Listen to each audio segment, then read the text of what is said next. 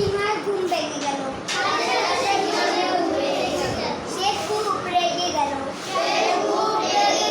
তারপর থাবা দিয়ে খপ করে ইঁদুরটাকে ধরে ফেলল।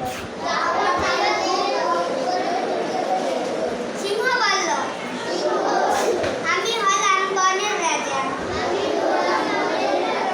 তোর এত বড় সাহস, আমার ঘুম ভাঙিয়ে দিস? এক্ষুনি তোকে মেরে ফেলবো।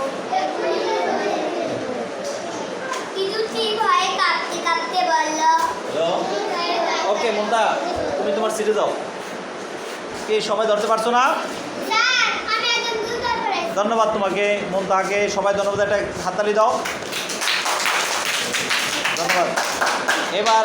এবার তোমাদের সামনে পাঠটি পরে শোনাবে আমাদের আদিবা মুনতাহা।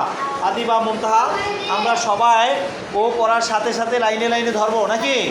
প্রতিটি লাইনে লাইনে আমরা ধরবো এবং শুনবো। ও আদিবা মুনতাহা আমাদের সামনে পাঠটি গল্পটি পরে শোনাবে। ওকে আদিবা, তুমি শুরু করো।